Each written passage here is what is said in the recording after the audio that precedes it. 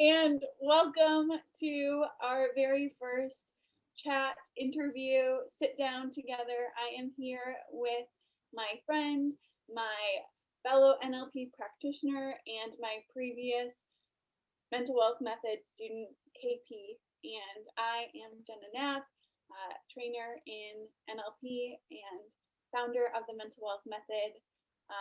We are really excited to start this series where we just get on and start to talk about the subconscious mind and all things NLP and the intricate weavings of what happens on that deep level when you are just learning how to work with that part of yourself that's always there, running things behind the scenes 24/7, but we haven't really been taught about too much.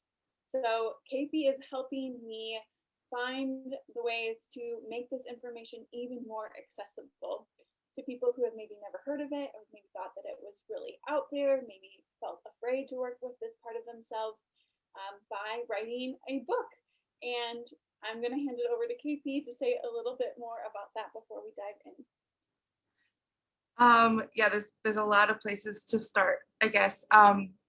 Right now we're co-writing this book currently called Becoming BFFs with Your Subconscious Mind, Stories of Subconscious Transformation, which is to say where our hope with this book is to make becoming so acquainted with your subconscious mind accessible to everyone, because in the field of NLP and many other healing modalities, it can shut people out just by the jargon alone, even though the concepts are pretty much shared across many healing groups. It's just the wording can be really over people's heads. So what we're doing right now is, specifically right now, I want to ask Jenna, who was once my practitioner and then more recently my trainer, just like get a little deeper with the subject matter and through the lens of like how to treat your subconscious mind like it is your best friend. Like you are so well acquainted. You can speak to each other and work together to make the life you've always dreamed, basically. Another little bit about me is I am a writer and a filmmaker, and before the pandemic hit, I had just directed a monologue that Jenna wrote and pulled from a book that I read of hers, I don't know, 3 or 4 years ago. And since then, I knew that Jenna was, I didn't know what the words were, but I knew that she was going to be my trainer and my practitioner. And I'm so glad to like get to mine the gold with you and ask you a bunch of questions. And I want to say one other thing too, that's like, since you brought up the first book that I self-published, when I was getting into all this work and when I was at my first practitioner training, or no, it was actually my second master level practitioner training, we were guided through this meditation of like meeting your future self. And my future self handed me my second book. And I was like, okay, I have no idea what that means. Like kind of like threw it away, feeling like, cool, that feels far out in the future.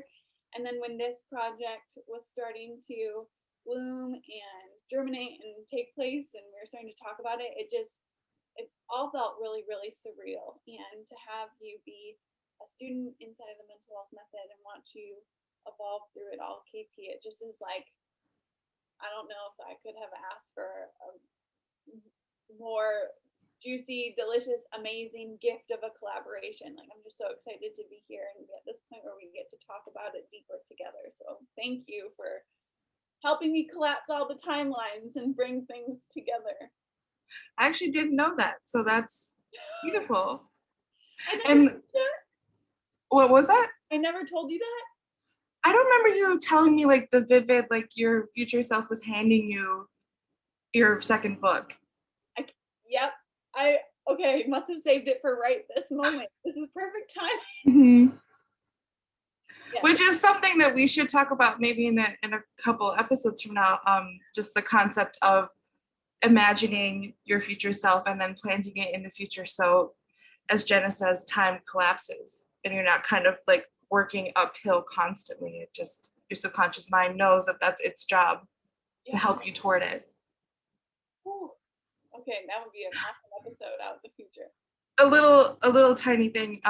So for people who don't know much about Jenna's the mental health method or mental wealth program, what's the best way to phrase it? Mental wealth method. Yeah, sorry, I think I'm nervous. So I couldn't remember. It's a 3-month program where she trains future NLP, time technique, EFT, and hypnosis practitioners. And that's what I went through with the intention to kind of just use these modalities for myself and maybe friends. But through the process, it just really was truly so powerful, every technique that we were learning and just like every detail about the subconscious mind that Jenna was teaching us. So now I'm a coach and it's beautiful. But what we had decided is I would be kind of like a secret writer through the program and taking a bunch of notes to eventually turn in a first draft for Jenna and I to collaborate over. So through the program, I was also like, as a writer, trying to sift all of this information into chapters or concepts that weren't necessarily for practitioners, but for people who want to use it for themselves. I think that's like what everyone should know right now. You know, that's Did you? Yeah. And I think that's really powerful because like my story is really similar, and I found this work. I didn't know what NLP meant. Maybe we should say what NLP is. Oh yeah. NLP is Neuro-Linguistic programming, and it's a way to work with your nervous system and your subconscious mind. So my favorite way to talk about it is breaking down each word. So nervous system, meaning the way that you take the world in through your senses, what you can see, feel, hear, touch, taste, and smell. And all of that produces an internal representation or an internal experience, an internal feeling, an internal image in your mind's eye, or just like a gut feeling through your subconscious filters, and being able to understand that that's always happening 24/7 all the time. I love that Otto is here with us. It's adorable. We can work with that. And I think we sort of take that for granted, like how powerful our nervous system is. So NLP really allows us to work with it and look at all those internal representations that become a part of us and are so unique and individual to every single person. Everyone has a completely different internal experience than an external experience. Two people could be experiencing the exact same thing externally, and internally it would be having a completely different impact. So then looking at how that translates into linguistic, meaning the language that is used in self-talk, in our internal dialogue, the way that we speak to ourselves, the way that we run through beliefs and value systems in our mind, but also the way that we communicate with the outside world. So it's really a lot about communication internally and externally as well. And then P, programming, speaks really to the cycles that we go through, the patterns that we run, the seasons of our life that we seem to maybe do on autopilot, where we catch ourselves like, oh my gosh, I can't believe I'm doing this again. Or here's this boundary, I'm bumping up against it one more time. Like the things that we just seem to do on autopilot that are living on a subconscious level, when we zoom out and we look at our nervous system and we work with the different tools and modalities that we have through NLP, we can make significant changes and also really help people shift out of living from the past and into the future. So it sounds like, I don't know what it sounds like. It's hard to explain what it feels like to be in an NLP session, and that's the other reason why this is so important, is to be able to have a conversation to get down to the root of how do we explain this? How do we make it more accessible? But when I found this, I jumped into the training not even knowing exactly what it was, just knowing that subconscious piece of like learning what is happening on a subconscious level 24/7, and how belief systems and value systems are like running on autopilot. That was the part that was really interesting to me, because I had been through a lot of my own mental health experiences, and I had tried a lot of different things, and I wanted to find something that just like took it to the next level. I wanted to asked myself, like, if I was more than mentally healthy and I could look at it from a preventative or proactive place, like, what would mental wealth be like?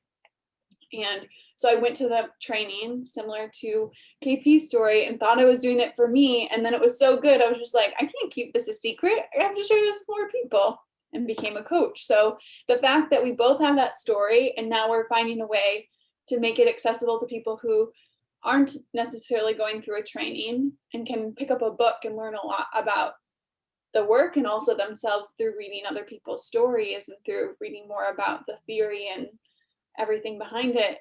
It just feels like magic that it's all coming together the way that it is.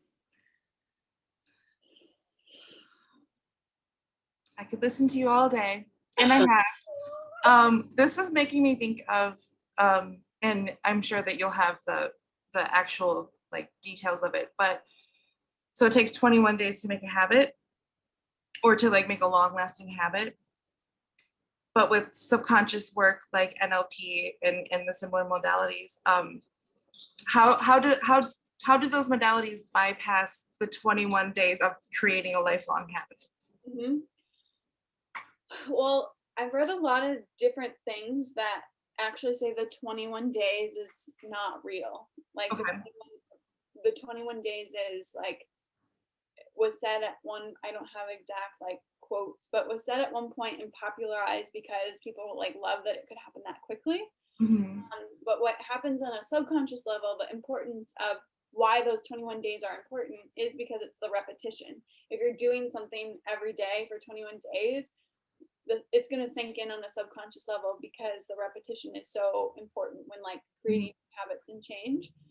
What happens with the techniques that we have access to that can either like accelerate through the 21 days or bring a goal that 6 months out in the future, like right up really close to now, is through what I mentioned already, the internal representations, like the power of getting into a feeling, the power of getting into looking through your own eyes or seeing yourself in a picture in your mind's eye when you're thinking of a goal, dedicating time to what it would actually look like to create the life that you really want to create.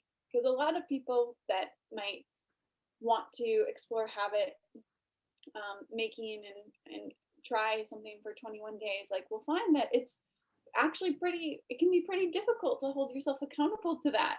So if you're thinking of maybe not just 21 days, but just the repetition of like doing something until it sticks, we can make it a lot easier by making it more desirable on a subconscious level, by getting deep into well, why do you want to make this change?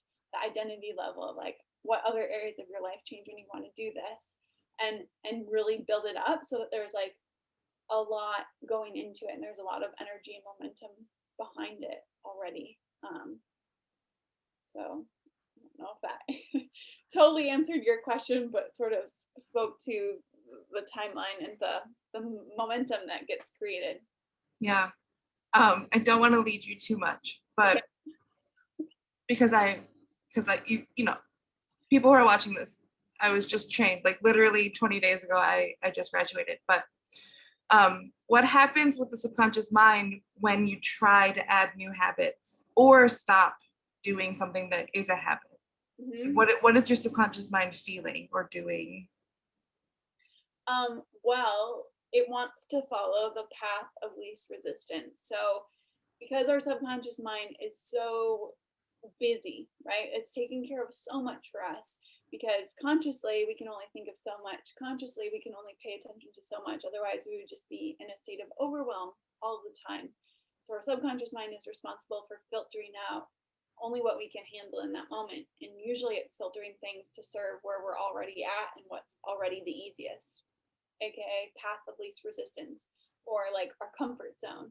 So the second you try to set a goal or start a new habit outside of that comfort zone, but you know that it's desirable to you because it'll make your life better, or you will, get outside for more walks, or you'll have more money in your bank account, or whatever it might be, like it takes that repetition to create a new path of least resistance because you've been going on the same train track for so long. It takes effort to shift the track, but what your question also about stopping is interesting, because like if it's something negative that you want to stop rather than start, like if you've been doing it long enough, that is easy to follow the path of least resistance too. At some point, that's become the comfort zone, and it'll take conscious effort to either replace it with something better, healthier, more supportive to you and your lifestyle, wherever you're at, and your goals in the future, or it'll,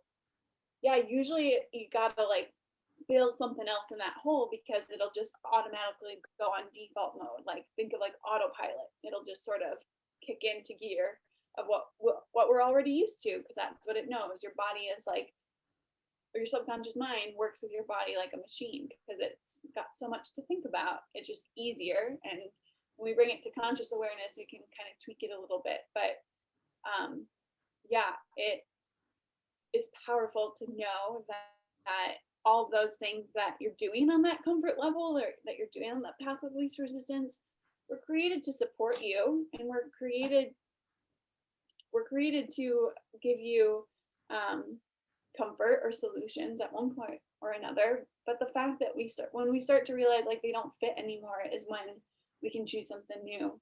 But I love the understanding, and I want to know what you think about that as well, KP. Like understanding that even the things that we feel like we've outgrown, like wow, like acknowledging that they really, really helped us at one point in time. Right.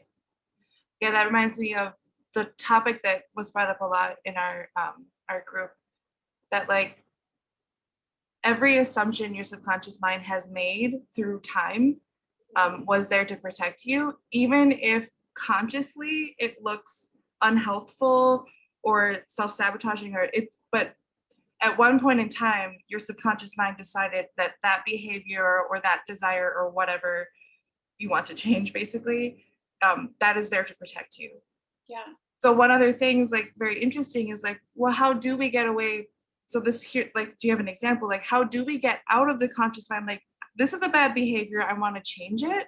And then talk to the subconscious mind and be like, thank you for protecting me, but it's not protecting me anymore. It's kind of hurting me, you know?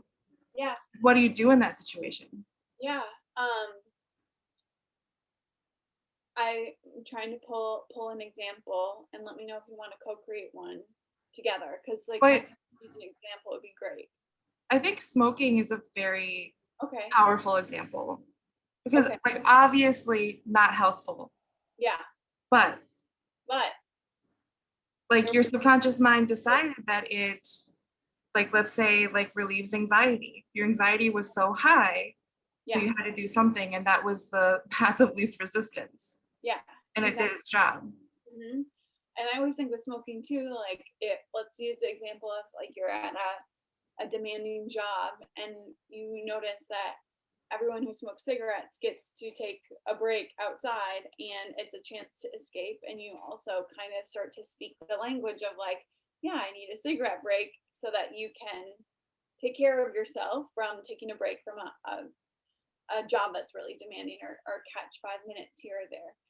And at some point or another, like you can look at that as like, yeah, it was a chance to get outside. It was a chance. Like no one is going to be like, yeah, just go out and take a breathing break or go walk around the block. Like oddly, like culturally, it's more acceptable to be like, I have to go smoke a cigarette, or like people like have understanding for that, rather than I have to go walk around the block. Like wouldn't that be cool? I hope that's where we're going.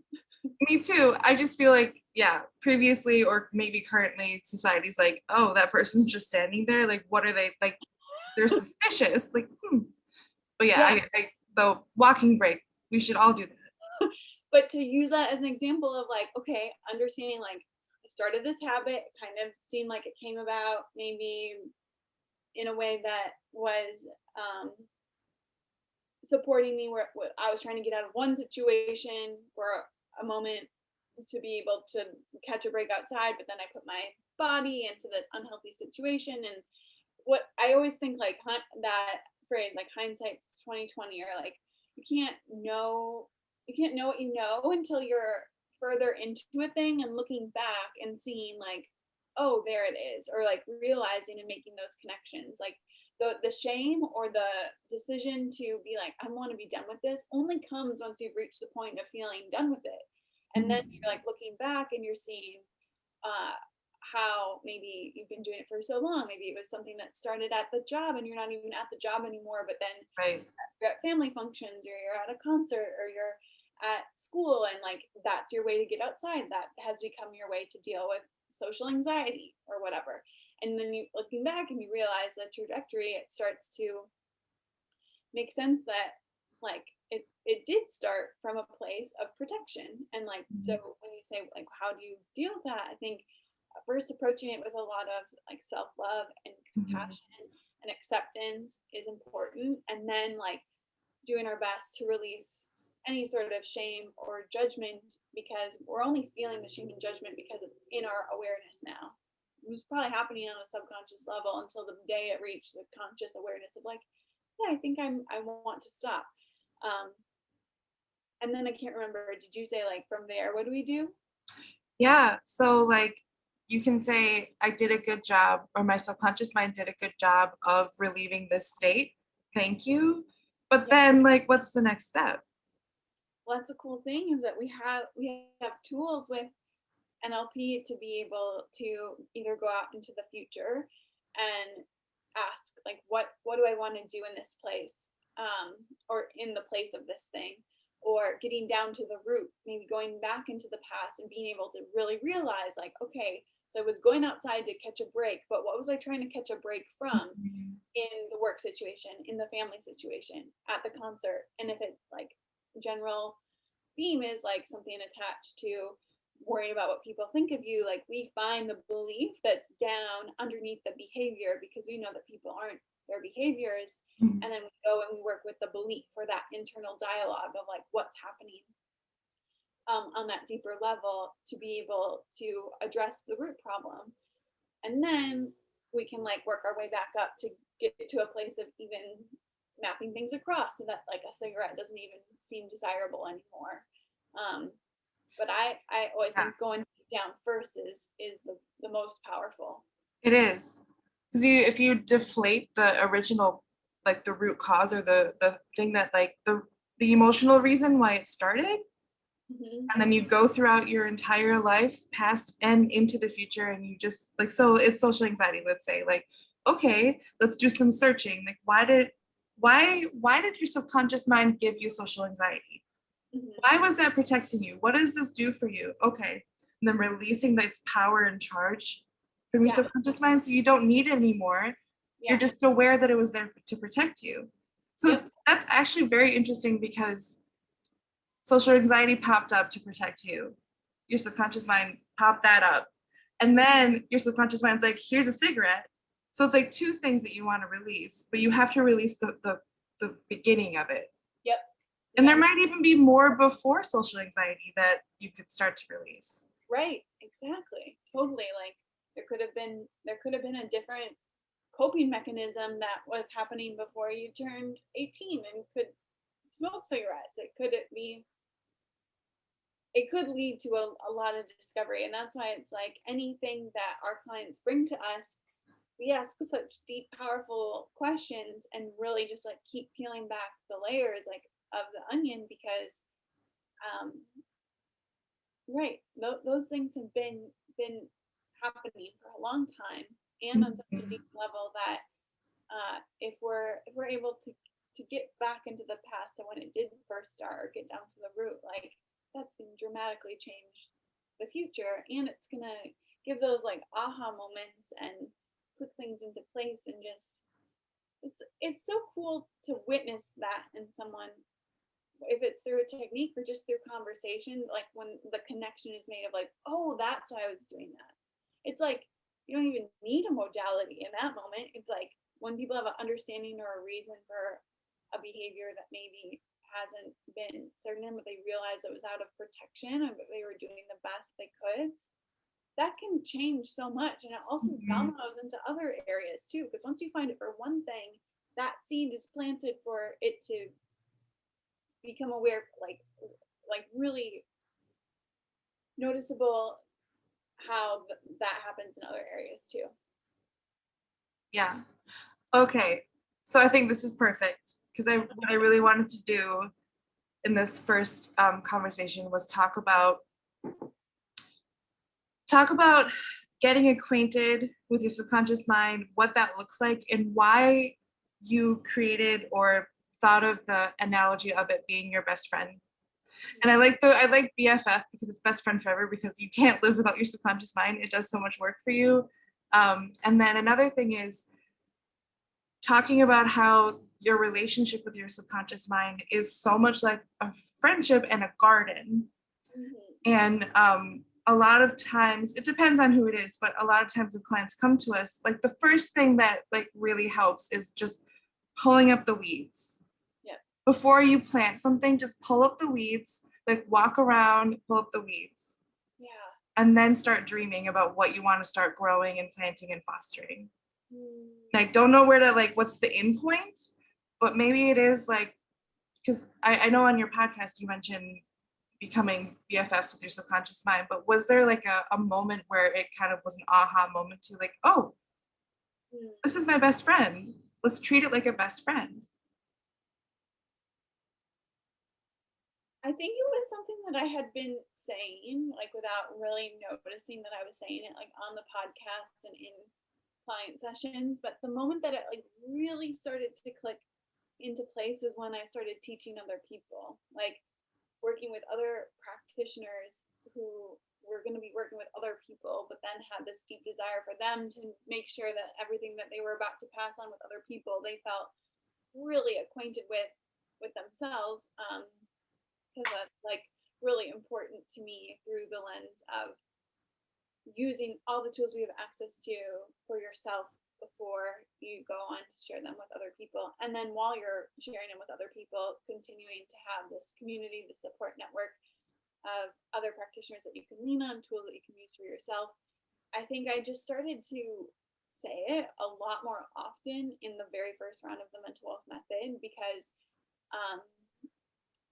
wanted to build up the importance of developing that relationship. And we do something called subconscious speed dating as a warm up on all of our calls to show the relationship that you already have with your subconscious mind, that it's right there for you, even when we don't think that, even when we don't think about it very often. Or maybe you are watching this video and you've never even heard someone talk about your subconscious mind before. Understanding that we can build up this relationship with our own internal library or archive system that has all the answers for us, because it's so smart and it's such a supercomputer that holds on to all of our things. I just wanted to find a way to make that accessible, but also fun. And that's what subconscious speed dating did and continues to do, is to make it more playful. Because I think with hypnosis, especially, and some other modalities, but hypnosis is the one that comes to the top of mind, where people can think that it's like woo-woo or like kind of dark, or like, where am I going to go? What kind of suggestions are going to be made to me? And being able to start to change the energy around how we think about the subconscious mind to be a friend, so that it can feel more accessible, and that it can feel like we're always in dialogue with this part of ourselves. That's how I think about it. It's like you're sitting down next to your subconscious mind, or in your mind, you're like visualizing yourself and your subconscious like hanging out, having a conversation.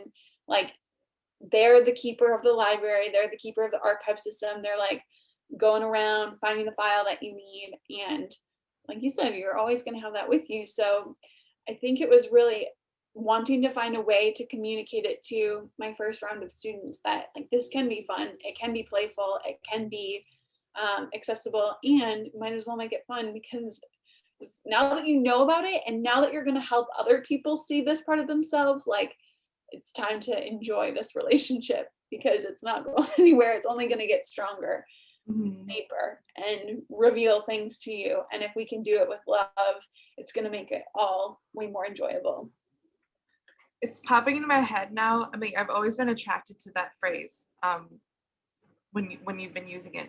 But it's popping in my head that my childhood best friend, I still I go to her and be like, hey, do you remember that person? I don't remember his name, or like that kind of thing. And like ask her a question like, did I do that? Or did I think that? Like, what did I wear? And she always remembers my life, or like how I felt about things when I was like preteen, teenager, whatever. Yeah. And like, I think that's why I'm responding to it so much, because it is difficult to remember, because every human being changes every day of their life. They grow, evolve, they see the world differently.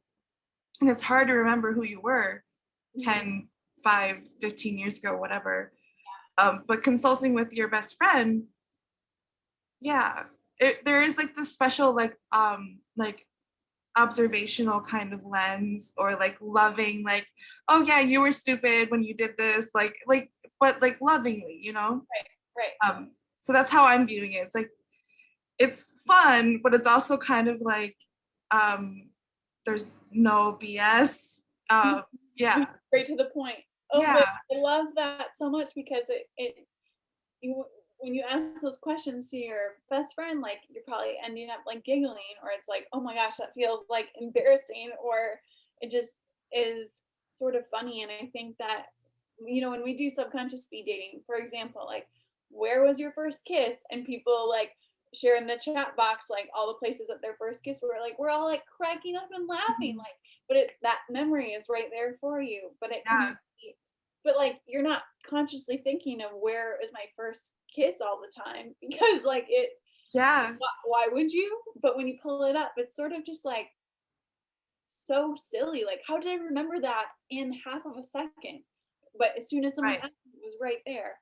And the other thing too is like, if someone's asking you a question, great. But this happens in our day-to-day life all the time. Even if you, again, this is your first time learning about your subconscious mind, you do subconscious speed dating when you hear a song on the radio that takes you back 10 years to your prom, or all the way back to a childhood memory of a song that your parents used to play, or your wedding song, or whatever it might be, or when you smell a scent that reminds you of your grandparents. Like, like that's happening all of the time, because there we go, that's like bringing back our nervous system.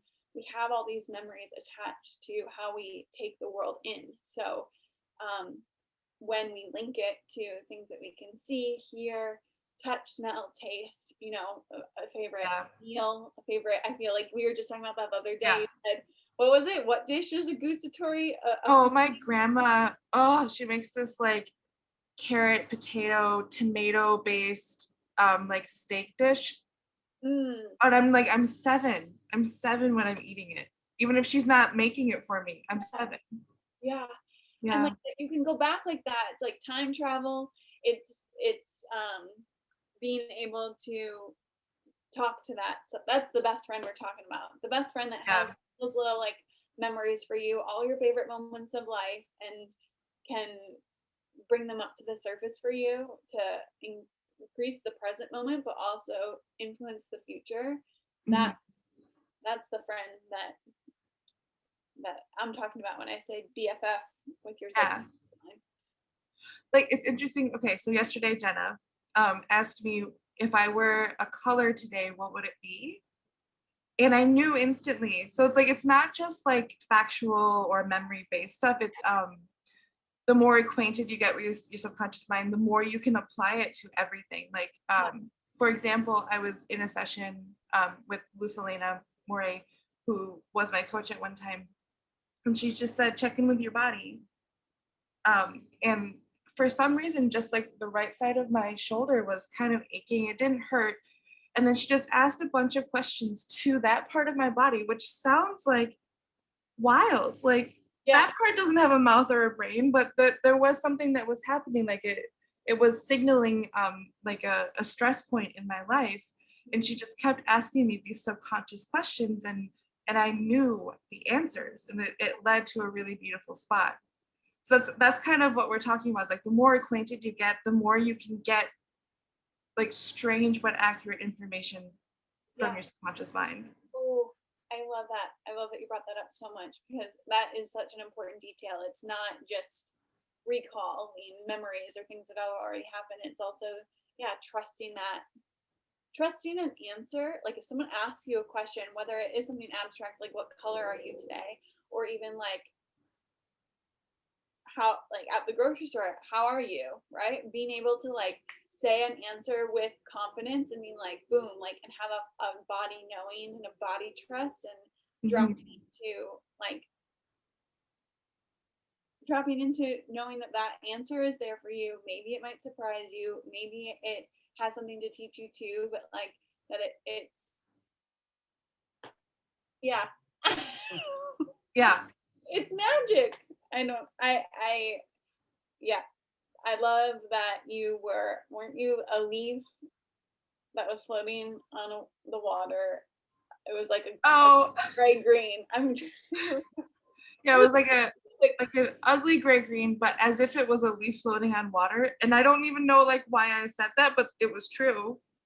You I delivered don't it know. with confidence too. You were just like, "Yep, this." Hmm. And then you asked me something. I can't remember what it was. If you were a sound today, what would you be? Oh, and it was the sound of a champagne opening, because you know the tension of like waiting for it, and then the relief that happens when you just hear it, Mhm. and the cork. I had a really good day that day. That was a very good day. Yes. Yes. Um. Okay. I love this. And as you were getting to know your subconscious mind, I know that you had sessions previous to becoming a student inside of the mental health method, but how do you think of the beginning of developing that relationship? Like, what did subconscious speed dating questions feel like to you in the beginning versus where you're at with being able to pull up that information so easily now? I mean, it's like the word dating is such a perfect word to use because it does feel kind of like you're on the first date and you're clicking, like because your subconscious mind has to click with you because it's you and all it wants to do is love you and make you feel special and like all these things. So like you're on a really good first date, you're having fun and you're just asking questions like, where are you from? What's your dad's eye color? Like, that's what it feels like. But then the more you get into it, it's like a second date and a third date. And you gain this like it is like a slow intimacy over time. And obviously I'm not even close to the depths. But the more I get acquainted with myself, it is myself. It is the assumptions that I've made over time, consciously and mostly unconsciously. Yeah. So it does feel like it feels like I'm dating myself, I guess. Yeah, that's the best way to put it. Oh, I love that. And like I know like people use that term in many different ways throughout history and pop culture and stuff, but it is a really delightful feeling to have this level of self-knowledge and then use your self knowledge for yourself, if that Yeah. makes sense. Yeah. Like consistently checking in with yourself and making sure that your beliefs, your patterns, your habits are like aligned with what you actually want out of life.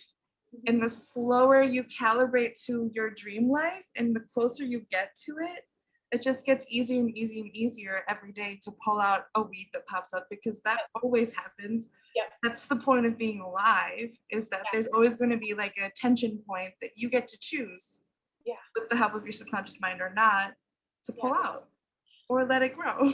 Absolutely. And because, right, like having the playful subconscious speed dating questions builds the muscle for pulling out the weeds of, whoa, here's a social anxiety again, or wow, like this boundary is being crossed and it's really bothering me. Like where is this coming from? Like when is the first time that I did this? What can I learn from Right. this pattern, this cycle, this repetitive behavior of mine? And when you can look at it both playful, you can get serious and deep with it as well. And I think having the duality of that, knowing that like having fun with it is just as important as being able to go in and like pull out the roots. And sometimes some weeds, have gnarly roots, and it's gonna take more muscle, and it's gonna take some attention, it's gonna take some time, but that awareness of like tending to your garden and understanding that um, when you plant things out into the future or the present, as you're growing and evolving, there's always going to be things that come as you're getting to the next level. You know, I don't know who this quote comes from, but I hear it a lot in the personal development world of like new level, new devil, like get to a new place. There's going to be all the like what ifs and things coming in because your subconscious mind is like, wait, we just got comfortable. We just got comfortable. And here we are, we're expanding again. What do you mean we're expanding again? Like here's some limiting beliefs, here's some doubts, here's some comparison, here's all the things so that like you can take care of it so you can get to that next level and like clear the space so that you're healing, releasing, letting go of the past. So you have more to welcome in. But I love that you mentioned that it's an ongoing process and so it's going to be happening. And so that's why the garden is so powerful to think of it as a metaphor. And like, again, making it, talking about it as a friendship is really important because at least with lifelong friendships, like you both are turning into new people every year, every day, whatever. And you just have to constantly check in, like, are we still compatible? Like, are we still working? Like, okay, I still want you in my life forever. So like, what can I do better to serve you? And am I rubbing you the wrong way with like, maybe this friend is starting a business and this friend is having children and like their priorities are a little misaligned, but how can you get back on the same page? And maybe it's a little bit different because that's another human being and your subconscious mind always stays with you, but thinking it more as like you're checking in constantly, you're keeping a dialogue and you're making sure that you're taking care of each other. Yeah. I mean, I think of like people who have a journaling practice, right? Like if you're you pour into your journal and it's sort of like a way to talk to yourself each morning or before bed or if whatever you do it, like having that dialogue, whether it's happening on pen and paper or in your mind, like it helps you see where you're coming from, where you're going, where you're at right now, and it also just gives you a chance to ask, like what friend do I align to or what chapter is right for me. I mean, life happens really, really quickly, and sometimes it can be very easy to get swept up in what other people around us have going on. I think that's another thing that can be powerful about having our own internal dialogue ongoing is that we stay really true to like, but what do I want? What are my goals? What do I desire? What's a full body yes for me? What's a no? Yes. I feel like we should wrap up with this thought. Okay, I'm into it.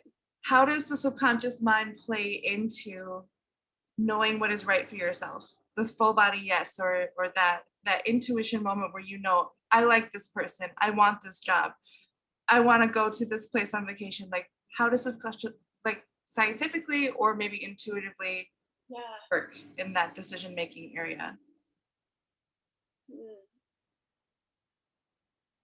I think with the intuitive side of things, it lines up with the relationship that we have to our nervous system and the way that we feel things in our body. So like,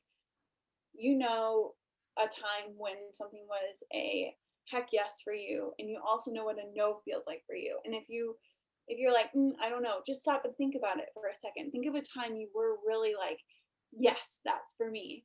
KP said like, yes, this is the job for me. Or like you go on a first date and it's like, no, I do not want to see that person again. If you were to close your eyes and go back to that moment and really like sink into your body, you would be able to find that feeling somewhere in your body. It might be a stuck feeling in your throat. It might be a tingling in your arms if it's a yes. Like it's different for everyone. And I think that's what's powerful about the subconscious mind and thinking of the intuitive nature of a decision making process where it's like yes or no is trusting that message from your body and also looking to how you felt in the past, using that recall to like know when something has been a yes or a no for you, because that's gonna save so much time and energy going forward. If you can know what a yes feels like and you can know what a no feels like, and you use that intentionally going forward and you say yes when you mean it and you say no when you mean it, like if you can think of a time that you actually said yes when you meant no. That just is like going back to the train tracks, like you Yeah. were this path, all of a sudden you're on this path, and then you're like, it takes a long time to get back. So this is a long-winded answer for saying I think it relates to time, energy, timelines, being intentional about like your goals and staying true to yourself and your nervous system. This is such a big loaded answer, and Yeah. it's not a scientific one by any means, but that that's what came up for me when you asked that question. Your response is making me feel when someone says yes to something they actually their whole body, their everything is saying no to, that create like you then you're committed to something that has a resistance in your heart, your body, your intuition, and that takes so much energy out of you. And that so when that happens in people's lives, it usually shows up in fatigue or illness or resentment, obviously always resentment. But you can't resent something that's paying you or like that kind of thing. So your conscious mind is taking over and you get further and further away Yep. from understanding what your subconscious mind is saying. But the worst part of that is that the subconscious mind is doing 99% of the computing, but you're only listening to the 1% of yourself. And Ooh. like this is like a lifetime issue of mine. Like I say yes to a lot of things I don't want to do, but and then I pride myself in being committed. So I'm tired or sick or like, Yeah, no, on that resistance, and that what does that take away from the things that you would be doing if you didn't give that time and energy to something that was actually a no? right. Yeah, Joy, refreshment, you know? exactly. Creativity, passion, being able to like honor. I mean, it's a lifelong lesson for me as well, and I think that it is really powerful to be aware of, and also to then have the developing relationship with that part of yourself of like, okay, we're programmed to say yes because we pride ourselves on commitment, and we might not totally know what a no feels like because we've just always said yes. And like that journey of love and self-compassion, knowing like that's okay. But the progress and like the process of learning to say no, which is something I've been watching you do, is so powerful. Like you literally are rewiring neural pathways Yeah. every time you say no now, and every time you hold true to that boundary and say like, no, joy is more important to me right now. Yeah. And if like we step out of our like selves as just one person, like we're here on this planet for a very short amount of time, at least in this lifetime. And our bodies, our intuition, our subconscious minds, whatever word you want to use, many people use God. They're telling them Yeah. the yes, the full body yes is telling you what your life path is, what your potential is, what you are here to do. And if everyone followed their full body yeses, Yeah. we would have a much more peaceful world because people would be doing what they were meant to be doing instead of doing what they thought Yeah. other people wanted them to be doing. Oh, So like that's subconscious mind as your best friend is that person. Like if you want to get into the analogy even more, the metaphor even more, is that person on your bed drinking a margarita on a Sunday afternoon saying like, what the hell are you doing? Like you don't even want it, like, like yeah. that loving but no BS voice. Like get back on track. Like you don't even want to be doing this. Yeah.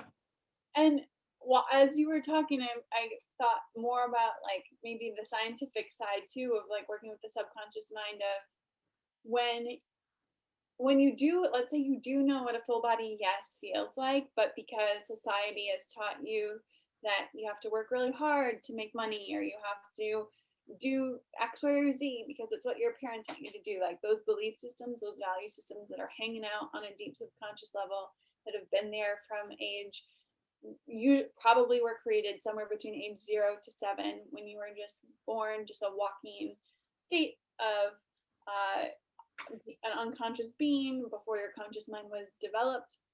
Um, all those programs, all those patterns, all those societal norms being channeled into a young child, right? Like sometimes if you have grown up with that pressure around you and your inside is saying, yes, I want to do that, that's my path, but you feel like you have to say no because it's not what you should be doing, or it's not what your belief and value system lines up with because of what was given to you in that time frame when you were a child. Like that, talk about going outside of your comfort zone, right? Like if you know what a yes feels like and you've been conditioned to shut it down, that's where that path of least resistance comes back into play. The comfort zone, like it's easier to stay on the path of least resistance, and that's where this work is really powerful, because you're watching this and you're like, yeah, I am sitting on my bed on a Sunday afternoon wondering what the heck am I doing? I want to get back on track. This work really can help get rid of the things that no longer resonate, or maybe the programs, patterns that you've outgrown that is not in alignment with where it is that you want to go. It can create more space, and it can be the bridge of like getting through that uncomfortable place of breaking out of your comfort zone. I love this. I love this too. This is an awesome first sit down. Thank you so much. Where will we go next? Do you have an idea of what we'll talk about next, so we can let people know what to look out for? I think we should talk about strategies. Okay. But a little teaser. I'm sure Jenna can give us a little teaser too. Strategies, like everyone has a strategy for everything, big and small. And the more you understand what your strategies are and how they actually work for you, the more you can either adjust them or look at something that isn't quite working and then steal a strategy from something that is really, really working and then transfer it over. So I think that'd be really powerful to talk about. Yeah, absolutely. And I don't have anything else to say because you just did an incredible job of giving the teaser.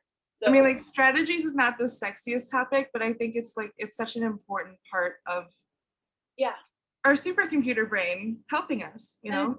We already started to sort of get there today when we were having the conversation of like, how do you decide to go outside and smoke a cigarette? You know, there's strategies for that. There's strategies for love. There's strategies for friendship. There's strategies for cooking, buying, cleaning, driving. Like we have a strategy for everything, but it's happening on such a deep autopilot level, muscle memory level, that we don't have to worry about them. So if we like peel back the layers and look at it, there is a lot to explore there. So we can make it a sexy topic. So sexy strategies. Woo! Awesome. Okay, well that's what we'll dive into next. Thank you everybody for tuning in, and thank you KP for asking these beautiful questions and helping us dive deeper into the content. I love you. Do you want me to say good night and good luck? Yes. And now you have to say where that comes from for anyone who has no idea watching. Oh, yeah. I mean, this could be fun. So at the beginning of the program, we practiced with basically practice clients. We call them soft clients. And I was so nervous. I was having a lot of fun with this client, but I was so nervous. I didn't know how to say goodbye, like after such a beautiful session. So I just said good night and good luck, which is, and it was during the day. It was like probably morning. So that was great. I love it. And it's become a thing that we all say to each other often, and we can say it here. So good night. Good night and good luck. Everyone. Thank you, Casey.